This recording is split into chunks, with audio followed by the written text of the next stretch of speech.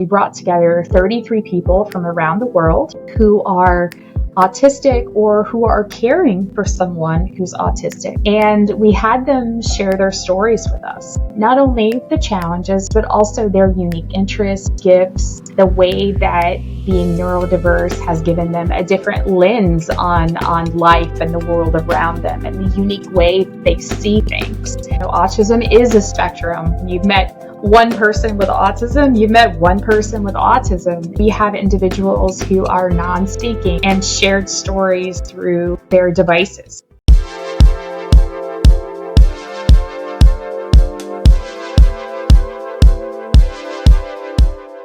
Welcome everyone, this is Ekaterina with Trust Me Mom. Today I'd like to welcome to my show Dr. Crystal Morrison. Dr. Morrison is an accomplished scientist, a founder of a tech startup, a book author, a TED Talk speaker, and also she's a mom of 3 wonderful children. Crystal, welcome. It's great to be here. Thank you for joining us. And let's start this conversation with maybe sharing more about your story. I know you pursued a degree in chemistry and worked as a scientist, but you also became a mom. How did this journey unfold for you? Yeah, a very involved story. Always happy to share. I am a scientist by training. I grew up in Arkansas, which is here in the southern United States, and I always wanted to be a scientist. There was never any question about that. And so after college, I went on to pursue my graduate degrees and started my career in R&D. And, I was always, I was the little girl growing up who thought about my career and science and being a scientist. And I had never really thought about kids. I just assumed that kids were going to be part of the equation, but it wasn't something I had necessarily thought a lot about. But in my 20s and as I was finishing graduate school, I was having some health problems, and a doctor told me, if you want to think about having kids, you should do sooner rather than later. And my oldest son was born when I was in my postdoc fellowship, actually. And so at the same time I was growing my career, I was becoming a mom. I have 3 kids. So 2 of my children were adopted, and one of my children is autistic. And so I was growing my career, growing as a leader and a scientist, and also, building my family. And having children that need some extra support, I really found myself struggling to make sure I had the right team of people and support systems. So in my professional life, I was building these teams of great scientists to solve problems. And in my personal life, I was struggling to get the right resources for my kids and really have the right people with the right skill sets to support my children effectively and efficiently. And so that's part of my story, but that certainly helps the stage for many things that have happened since.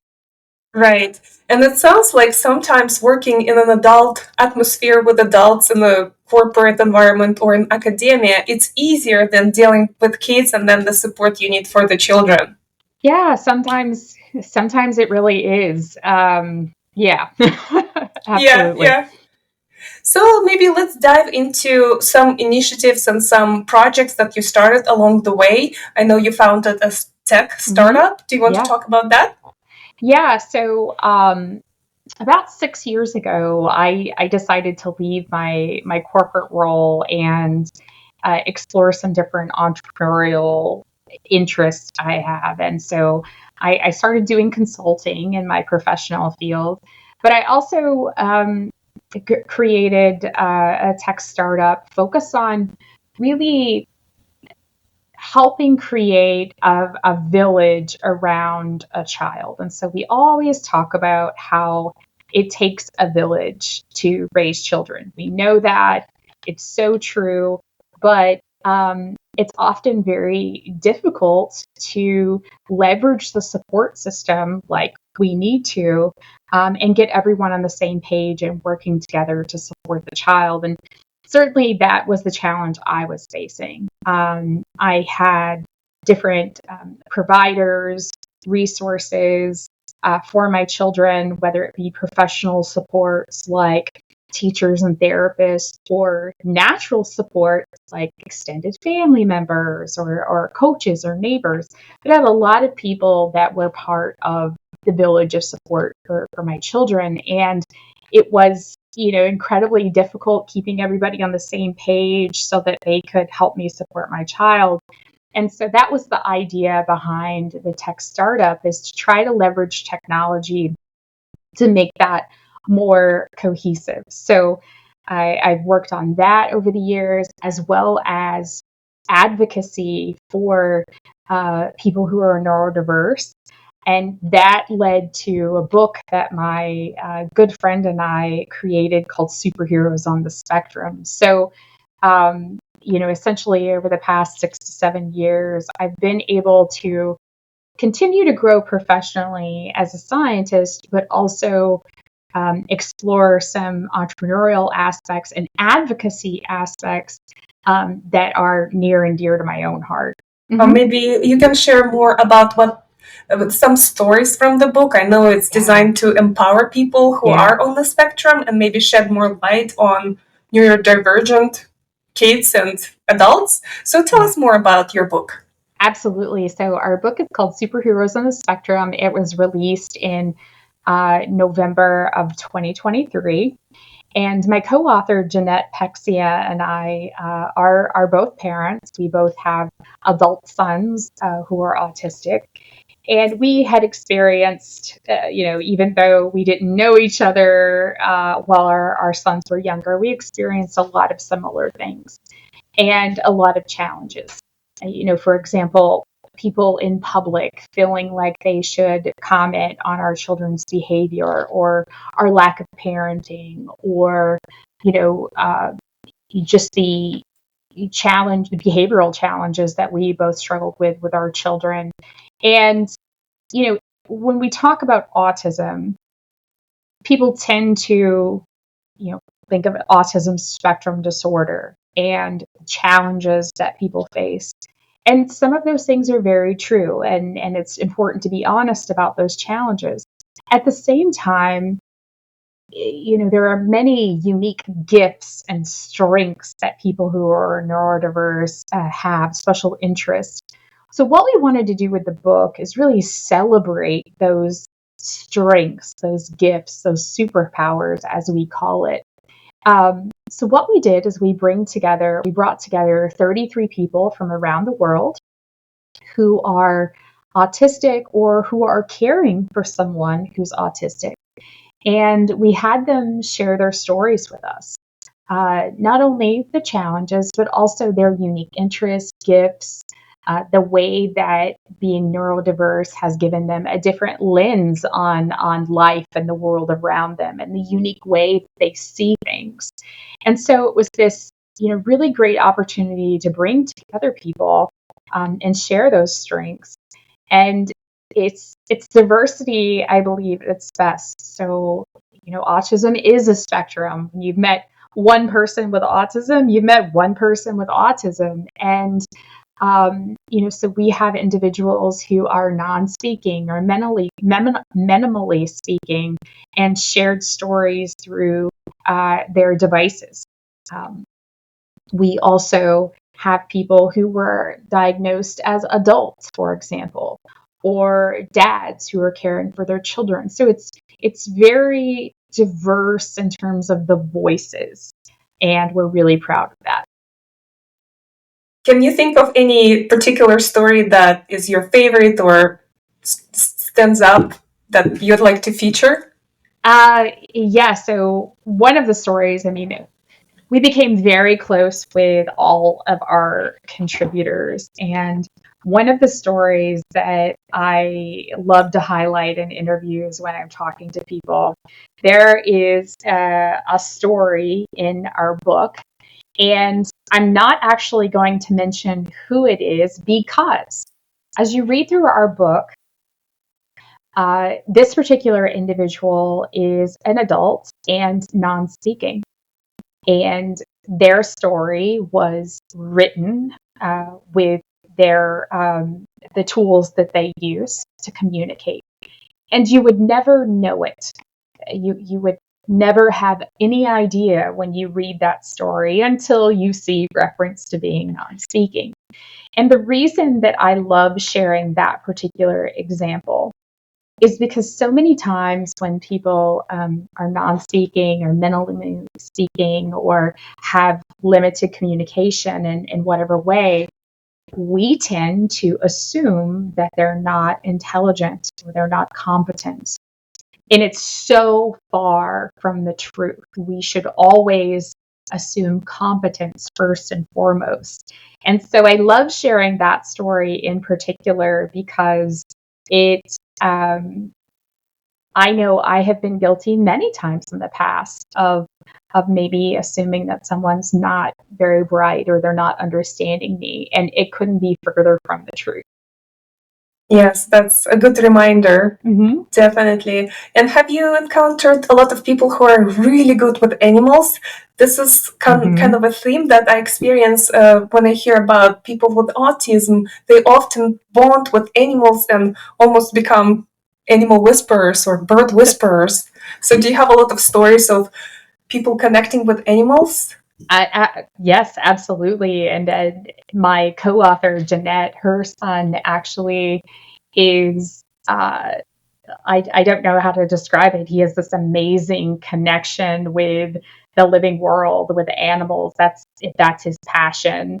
Maybe, yes, you can consider him an animal whisperer, if you will.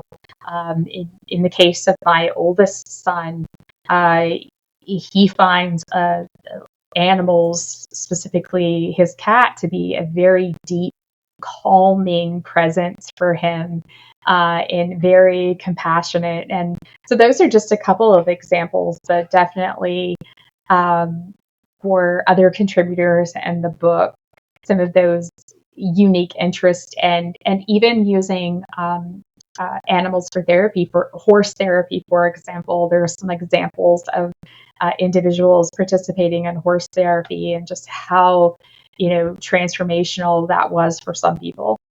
Mm-hmm. I actually just read a children's book for my daughter, and it was about scientists who worked with horses. It was a female, I forgot her name, but she had autism, and the book was about how to design a perfect hug, something about how to design a hug. Have you seen that book before? No, I haven't, but it sounds so fantastic. Wonderful. Yes, so basically she could not experience that hug and touch. It felt very uncomfortable, but she really wanted to. It looked very pleasant for when she looked at other people, and eventually she went to a farm and saw how a small if a vet needed to see a cow or worked with cattle, they would put them in an enclosed structure where the cattle will calm down and the vet can do the exam. And she designed something similar for herself where she could control the intensity of that hug. And she designed that device that was adopted by therapists in the future. And eventually she helped herself calm her nervous system down to the point where she was able to receive hugs from others. That's so neat. Yeah, what a great example. It makes me think of other things like weighted blankets and that people use in order to create kind of that sense of pressure and calming also. Right. How did you find the heroes of your book? Since they're located all over the world, how did you find them? Yeah, so my co-author Jeanette and I, it was through a variety of ways. Our personal networks and people that we know. We know a lot of people are around the world because of our involvement in autism advocacy over the years, and then honestly, just meeting different people at conferences and things like that, or talking to people and, saying, hey, I'm thinking about doing this book, and them saying, I know somebody that you really need to include. And that's sort of that very organic way that we met all of our contributors, was either in person or people saying, you need to have this person engaged in your book. Nice, nice. So let's switch gears and talk more about your career. I assume you had to make some sacrifices in your career in order to accommodate your family. Yeah. Tell me more about how you had to pivot at some point in your career. Yeah, so I would definitely say I've had to make choices at times. And, one of the most significant choices I had to make was the choice I made, almost 7 years ago, to step away from my corporate role. Quite honestly, at that time, my family was really in crisis. My oldest was really struggling, and I was trying to travel internationally, and I had a global role, and it was very difficult. I wished at the time that I had talked more openly with some of my coworkers and bosses about some things that I was dealing with. I didn't feel comfortable doing that. But yeah, I really did need to make a decision, because I was failing at everything. And so I did. I made the decision to step away and do some things that gave me more flexibility.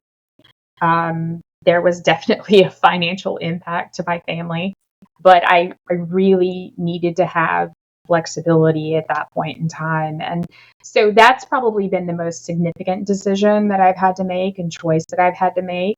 There's been other, decisions over time, but that was a really significant one. And I think it's one that a lot of working women face, and a big reason that, you do see a lot of women step out of executive leadership roles because of some of these pressures that we don't necessarily feel comfortable talking openly about. But yeah, that was part of what I had to do for my own family. So why you didn't feel comfortable talking about it? For a couple of reasons. I have benefited over the years by having amazing mentors, including amazing female mentors. And I think one of the things that I was observing is, once I got to a certain point in my career, a lot of my coworkers had a stay-at-home spouse. And that honestly had it gave them a significant ability to be flexible, to take a 7 a.m. call with Korea when I was dropping off kids, or to be able to, travel internationally without really any boundary conditions, or to be able to stay late if needed for a meeting that ran over when I needed to be picking up kids from daycare. And so I don't want to make this sound like, it's a male female issue, but this is a very traditional world we live in. And, for me, I was a single mom for a number of years. And even though I was promoted and I really had a great role, I started to look around, and all of my peers had a stay-at-home spouse that was really taking care of keeping the, aspects with their children, and giving them the flexibility to, grow in their careers. And so it's kind of because of that, I didn't feel comfortable talking about it, because I didn't have peers that were experiencing the same thing at the time. At least I didn't think so. I wasn't seeing that. And it's not because I felt like I wouldn't be supported by my bosses. It's just I didn't necessarily have peers that were experiencing the same thing. And so I didn't want it to be a problem just with me. And I could talk for hours about this, what I wish I had done differently. But that's where that uncomfortableness came from, is once I reached that point in my career, I just didn't have peers that were experiencing some of the same family dynamics that I was. And I was concerned that it would be seen as a weakness on my part. Right. And it's really sad because the society, even if you look at the statistics, at least 1/5 or even 1/4 of population will have some kind of a learning disability or some kind of a bigger difference than the majority of the population. Mm-hmm. So technically, a lot of the same peers, if they have 3 kids, Absolutely. 4 kids, they may have a similar Absolutely. Challenge, right? Absolutely, yes. Absolutely. And, you know, again, at the time, I didn't want to talk openly about it. I wish that I had, but that's the choice that I made at the time. Well, let's give more advice to people who are in the same boat, maybe you 10 years ago. Yeah. What can you tell those women, especially those moms? How can you empower them to be confident and not be shy? Maybe be more proactive and more open about their situation. What would you advise? Yeah, whether it's in your personal or professional life, I think that people really value transparency and authenticity to a certain degree now. I know it's something that I've leaned in more recent years. I shared with you a story about maybe 8-10 years ago. I'd given a keynote presentation, and this lovely woman came up to me. She was in her mid-20s at the time, and she was talking about how, I had it all together and she wanted to be like me and I was such a great role model. And it really hit me at that moment that I was doing people a disservice in some ways by not being more authentic about what I was experiencing. And so I told her, I said, I think I fed my kids goldfish crackers for dinner and almost used toothpaste instead of hair gel this morning. Like, I don't have it together. My life is chaos. And she was just immediately relieved.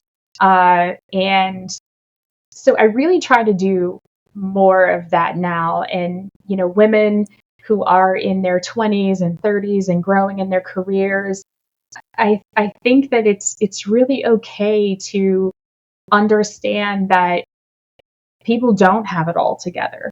It's just not true. And the more that we can become comfortable talking about, some of the personal challenges that we're juggling and the reality of our lives and, how that impacts our work in some ways, both positively and negatively, that some of these stereotypes about having it all together can really be clarified, because it's just an unfair stereotype. It's not accurate. And as I said, I think we do each other a disservice by continuing to promote that brand that you have to have it all together. You have to be polished. You have to, yes, executive presence is important. I get that. But we also need to be honest about some things that we're dealing with and get rid of some of these stereotypes. Right. But it sounds like some people may not even relate to it until they are in that position or until they reach certain age, because I am certainly guilty of that in my 20s and early 30s, kind of judging people if they cannot stay late. Yeah. Well, do you have poor work ethic? What's the problem? And now I see, if you have a family, you physically can't. You have to pick up your child. So it comes with experience and probably age sometimes. Yeah, it does. And I also think that we have to recognize that, we're both moms and we understand some of the challenges that we face. there's a lot of family scenarios where people are taking care of aging parents, for example, or maybe a disabled sibling, or, you know, there are other aspects of caregiving. You know, people don't necessarily have to have kids to be, caring for others in ways that mean they need to leave work at 5 o'clock. And I think that that's something I try to be more cognizant of now. Earlier in my career, before I had kids, it's, maybe see people I thought were leaving early and wonder, like, what in the world? But, there's other aspects to their life that they may be caring for someone, or they may just be wanting to enforce some boundaries Right. about leaving work at a certain time and going and exercising and taking care of themselves. That's all Correct. okay Yes. too. Yes, definitely. I have family in Europe, and the difference in culture in Europe and in the United States is so drastic that, yes, unfortunately, even the culture is pushing people work hard. It's celebrated instead of work smart, right? Although I think that here in the United States, that might be shifting a little bit with younger generations. I see it with my children and their generation. I feel like my daughter in particular has gotten, much better about setting boundaries and not overscheduling, and she thinks about those things. And that's not something that I believe my generation really did. It was all about work, and status and achieving. And you stay late, even if you're not being productive. It's that appearance aspect. And so I'm really hopeful that our younger generation maybe has a bit more balance. But yeah, here in the United States especially, it tends to be a pressure cooker for some of these things. Crystal, tell me more about your advocacy efforts. You are definitely passionate about the subject and you are active in the community. So tell us more about your work in that space. Yeah, definitely. So the book was part of the advocacy work that I do in general. I speak a bit. One of the things that I do like to speak about, especially with parents, is understanding how to really leverage your support system and not feeling shy and reserved about asking for help. And how to go about doing that, how to really leverage your entire village of support. And so as part of my advocacy work, I speak. I also talk in that work about many of the things that we've talked about on the recording today. That transparency and authenticity and really being honest with people about what I've experienced and sharing those stories. So the book is one aspect of that. I think speaking is a big part of that. So as I mentioned, I speak about, leveraging your village of support. I speak about being an empowering parent and feeling comfortable about advocating for your children and asking questions and being the subject matter expert on our children. A lot of times we're made to feel like because we're not an expert in XYZ that, we're not the expert, but we are the experts on our children. And so really empowering parents to feel more comfortable asking questions and advocating for their children themselves. So those are really important aspects for me in the broader advocacy work that I do. Can you recommend any organizations? Let's say if a parent noticed that the child exhibits some signs of maybe autism or any other condition, where should they go? So that's unfortunately really tough. Here in the United States, resources are not only state specific, county specific, city specific, and even portions of the city specific, depending on your socioeconomic status. I think that the first place to start is with your child's pediatrician, starting to ask those questions. I think that's always a good place to start. and having open conversations and dialogue with a child's school district if they're in public school. There's a lot of really great early intervention programs, but at the end of the day, the resources vary pretty tremendously. There are some great online resources, autism connections, different things like that. There are some great online resources, but ultimately finding those resources really comes down to asking questions in your area. There are often local groups, for example, maybe here in Pittsburgh, there's a Facebook group for neurodiverse families that's fairly supportive, and using that to ask questions. So I think number one, resources again are very location dependent, but two, feeling comfortable asking, maybe starting with your pediatrician or your school district. And number three, you're going to get lots of advice and feedback. Some is appropriate and some is not. And understanding that you have to filter that.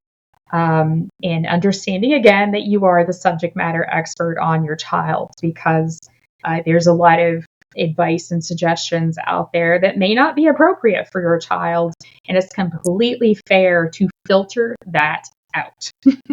That's a very good reminder. Mm-hmm. Can you think of any advice that was so off and you frequently received? Yeah, so and again, my son is older, but my son really had some significant behavioral challenges, and behavioral challenges with the lens of the traditional classroom. There's this expectation that 5-year-olds need to sit in a desk, write and color and all of that. And my son wanted to be in the floor and making rocket noises, and he also had very violent outbursts. He had sensory issues and boundary issues. And when that would be encroached upon, he would really have a significant meltdown. And so the worst things that people would say to me are, you're a really bad parent. Your child is out of control. You really need to just spank your child. And, every parent parents differently. In my child's case,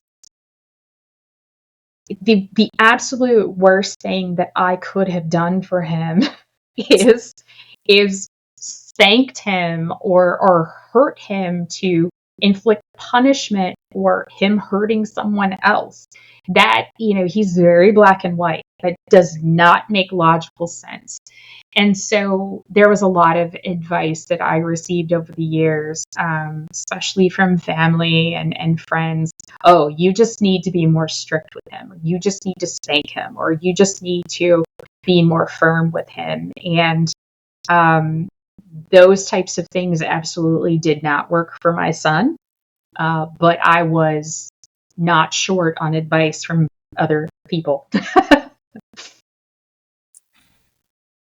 I see. Yes. And I can see there are even some cultural differences. Yeah. Maybe Texas, Arkansas, there are some Definitely. states where it's more accepted. I was very surprised to hear that in some schools, corporal punishment still exists with paddle, I guess.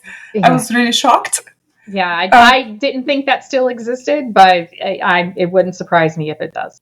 It's symbolic where principal does it, so it's very embarrassing, but it's so old century. Yeah, basically. Yeah, absolutely. Yes. So is there anything else that you would like to share? One of the threads as part of our conversation is around feeling empowered. Empowered as a woman, as a professional, as a mother, and just again that reminder that you are the subject matter expert on your child. You should not feel uncomfortable asking questions. There is no reason not to sit up straight, make eye contact, and ask a really difficult question of one of your providers. that is okay. And so, the take-home message at the end of the day is, please feel comfortable asking questions. Please feel comfortable advocating for your child and for yourself, because professionals and our system of care are imperfect. They don't know everything. We have a very inefficient, ineffective system of care. And so we have to, as individuals, make a significant effort to make sure our children are getting the care that they need and they deserve. So really encourage everyone who's listening to, really feel strong in and of yourself and empowered to ask those questions and get your child care they deserve. What about self-care? Let's briefly touch on how a mom can take care of herself, especially if she's a single mom. That is so difficult. So difficult. One of the things that I do is I exercise. I carve out time in the mornings. I try to do that at least 4 times a day. And for me, per day or per week? I'm sorry, per week. 4 times. Wow. You're like, whoa, yeah, no. At 4 times a week, I try to exercise in the morning. For me, that is ultimate self-care, because that is something that I personally rely on for my own mental health. And that's where it works for me. But it really has to be, for anyone, very intentional. And even if that's laying on your bed for 10 minutes and closing your eyes. Self-care doesn't have to be necessarily a 2-hour massage. It can be a lot of different things. But you have to be intentional in making time, and it is so, so difficult. Yeah. Right. Yes. Well, thank you so much for your wonderful tips. I think it was very educational and helpful, definitely for me. Great. My pleasure. Absolutely.